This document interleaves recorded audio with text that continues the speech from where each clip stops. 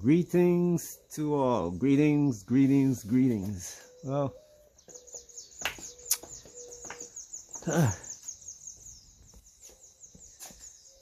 beautiful sky. Magnificent. Birds singing.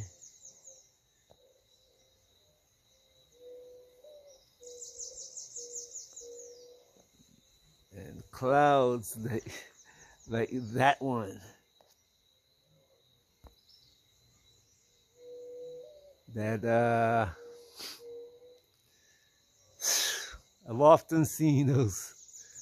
Anyway, not from the ground, but from above them. Look at that, the moon. Anyway, I'm enjoying this. And I know it's kind of difficult while I'm enjoying this to be talking about events both of the past and that occurring now. Some are in the process and some that are coming in the future. But nothing happens in a vacuum. You know, we look at these trees and we don't see. I was just watching the birds on the power lines and listening to the voices of the birds singing. But all around there's a struggle for survival. Insects and birds, birds against birds, and then the predators against the birds. There is no mercy in this. As I was saying, there's no mercy in this. Those of you who live in Africa see it everywhere. You walk down the street, everywhere you see poverty. Yes, you might give a few naira, a few shillings, a few dollars, a few dalasi, a few CDs, and you go on.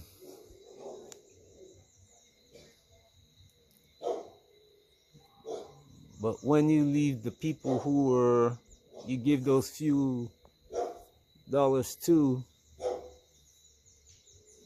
a few coins to, the problems that they have still remain.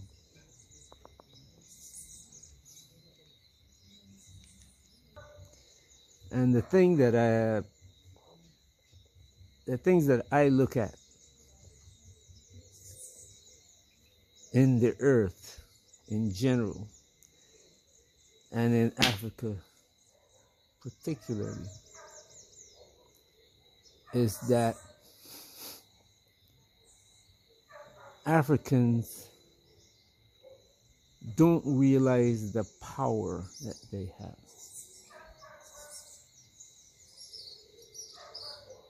And when I say that, I mean, look at, I don't know if any of you have ever gone on a safari and see the Cape buffalo.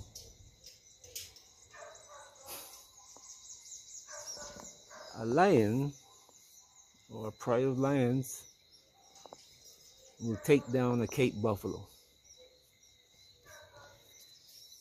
The lions that will corner them, instill fear in them,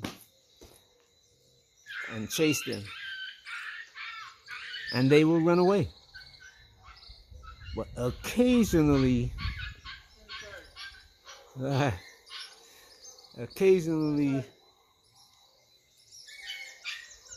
the Cape buffalo will turn and form a line against the lion, and the lion, even while it's advancing, as soon as the Cape buffalo turns and faces the lion, even if one of them stop and turn around, that whole pride of lions will stand just there. They wouldn't advance 1 foot.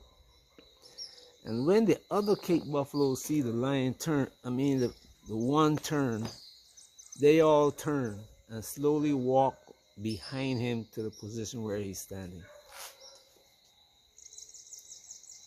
And then if the lions don't move, the Cape buffalo slowly start advancing towards them.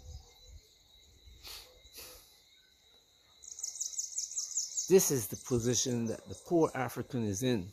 The one that I told you, you give $1 to, but his condition still remains. The lion is still strong, you know. But the Cape buffalo just discovered, holy smoke. As soon as I turn around and face them, they all stop chasing us. And now they start advancing on the lion. And I've seen cases where the lion got trapped by the Cape buffalo and just got miserably destroyed.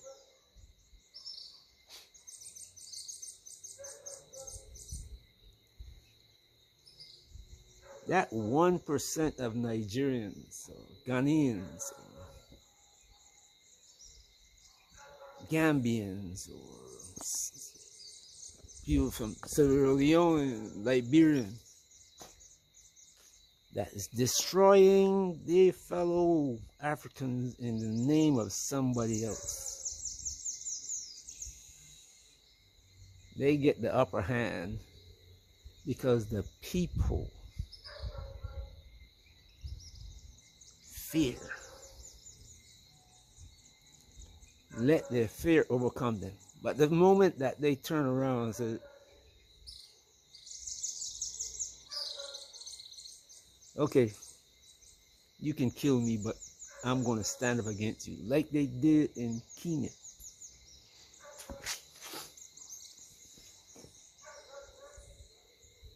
Panic sets in.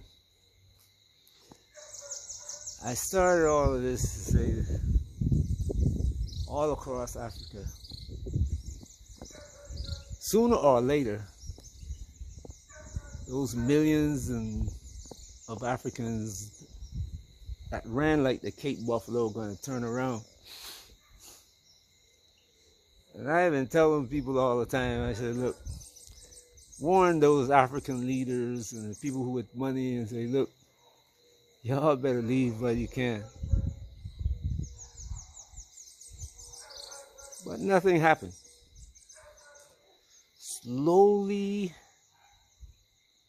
that African is beginning to turn around and say, okay, enough is enough. I'm coming.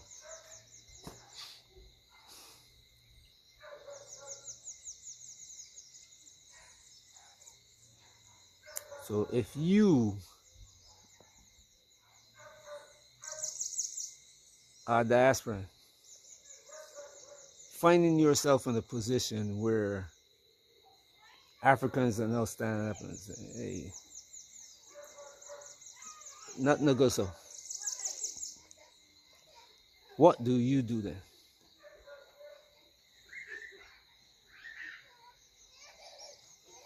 What do you do? Have you asked yourself that question? A lot of you who are in Nigeria and Ghana and Gambia and Sierra Leone and Liberia, Senegal, Kenya, Tanzania,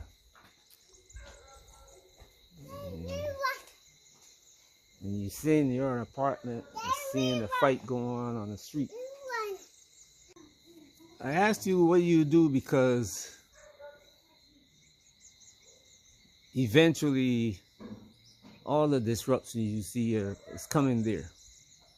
But there's something else also going on, and that the war that used to be fought in Ukraine is being moved, not fully, but it's being moved to the Sahel.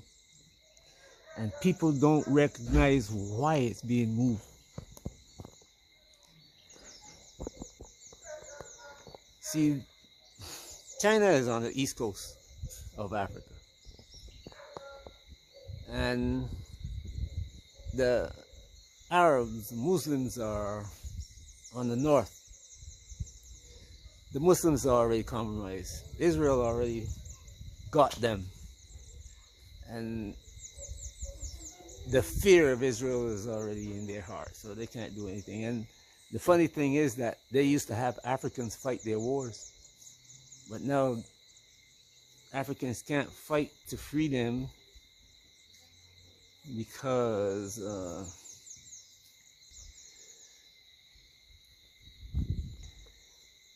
as I was saying, that the Africans now can't fight for the Muslims to free the Muslims from Israel and the EU and whoever has got them on the heavy manners, as the Jamaicans say. The Africans are under control of their leaders, their armies. And the leaders got armies built by the French and the British to control, for crowd control and self-protection, not to fight wars external to Africa, not to protect Africa, to protect the leadership.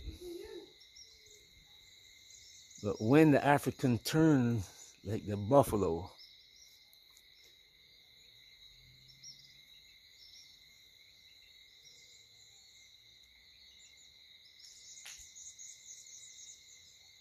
there's going to be bigger problems than you see now. Because the judgment of all those people who think that they were untouchable because they got a bunch of money in European banks is going to be harsh. It has to be.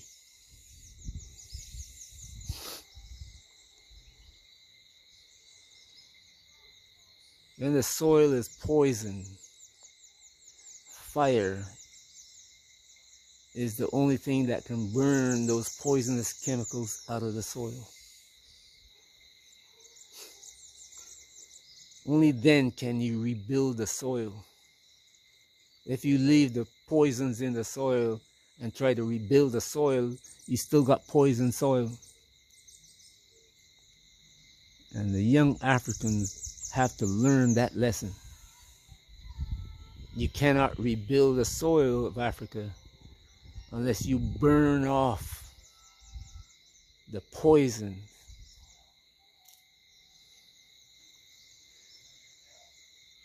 But that war is being brought into West Africa especially. They're starting off in West Africa because the East is already compromised. China is already there. So they only have this much maneuvering room, as you can see in Kenya. When they try to push too hard, the Kenyans fought back. And now, all across the Sahel, Africans are beginning to fight back. But there are a few states that have some issues that can be exploited. Nigeria, I see Nigeria the other day saying they're going to borrow $21 billion. Why is Nigeria borrowing $21 billion when the oil sector is now in demand? Europe needs the oil that Nigeria can sell. You know why? The leadership. That $21 billion is being borrowed because they're not getting enough money out of the Nigerian economy. So much is being stolen, but it's not enough. Ghana is trapped in a position where it borrows so much money. All right. Ghana is trapped in a position where it borrows so much money that all its income is being evaporated. It's like evaporating. Wherever it tried to find money to even pay its civil service and keep the land running, the country running, the state running. So every time one of these loans come due, they have to borrow more money to try to pay off the original loan. And the money that they're borrowing keeps going up. And so Ghana is being put in a position where they have to compromise their interest to get money. And you in Ghana, who think you're living the lush life, the money that you have in the bank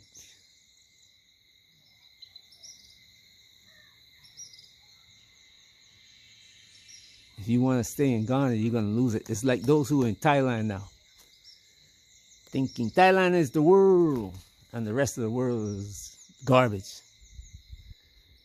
And Thai government is now putting them in a position where they have to get out of Thailand or all their money is going to be taken away.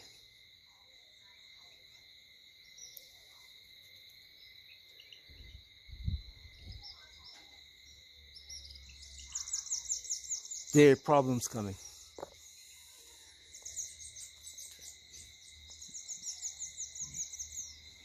Trump now is stuck. He has struck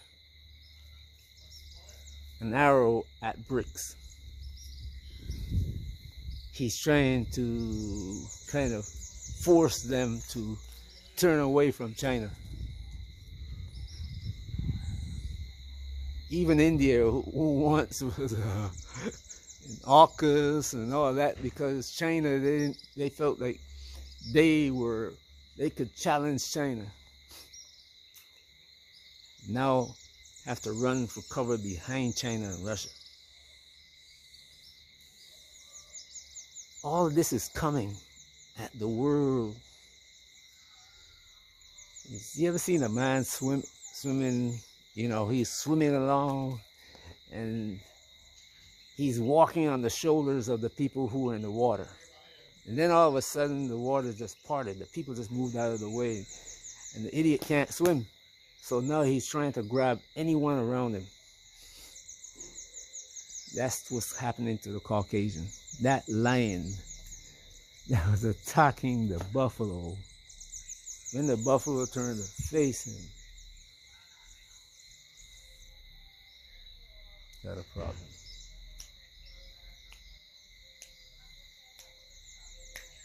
And the clock is ticking. The lion is in a position where he's, damn, I'm hungry. What do I do? Do I advance against these? Should I run towards them and try to scare them as I was doing just before they turned and faced me? Or should I run? And the lion being who he is, especially the male lion, sometimes he stands his ground. And it becomes a devastating lesson on how it's like the so-called David and Goliath, which we know that well, anyway, like the so-called David and Goliath story, you know, the one who looks the weakest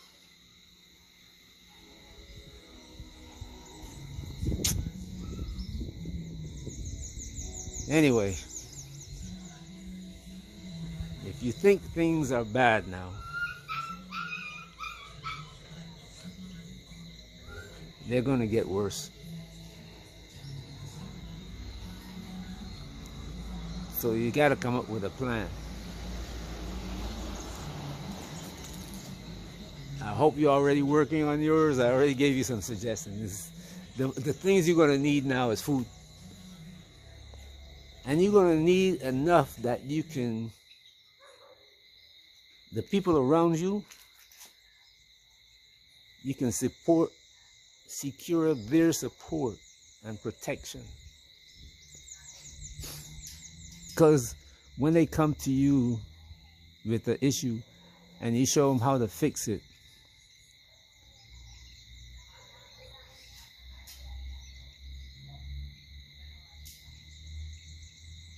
you become important.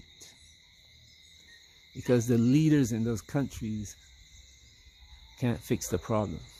And most people in the diaspora have dealt with the devil, so they know how the devil works. The devil is not impermeable. He is not almighty.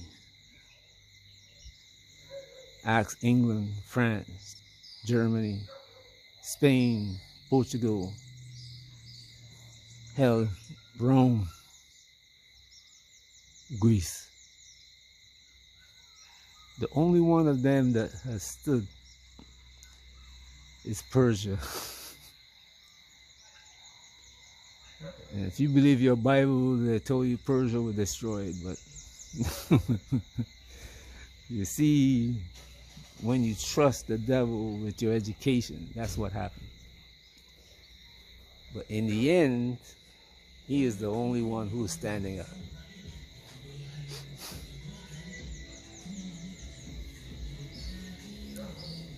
And the same people who went into his palace and helped bring down his kingdom are the people who are fighting for their lives today. I told you, don't call yourself something that don't call yourself something that you don't know about.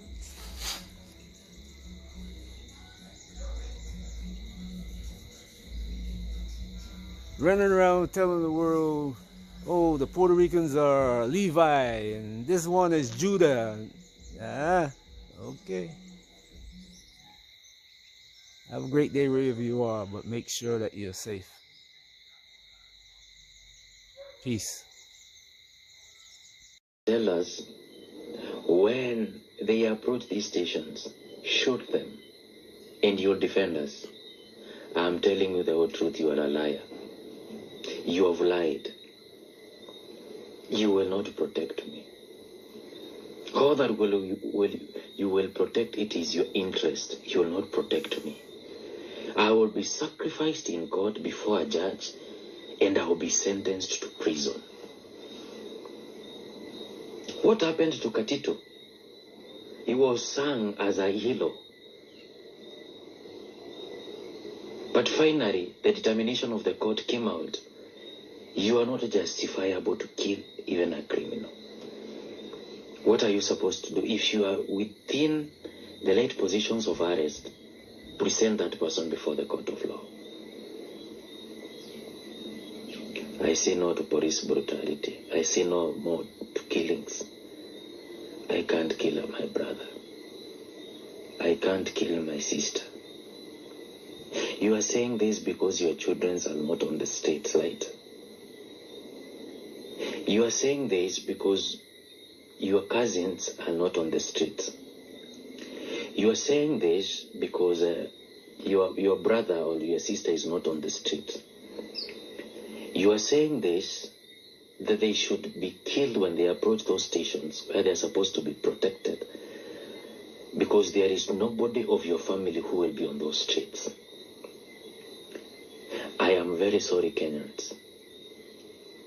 If these are the kind of readers we have, then I believe we have a problem of incompetency.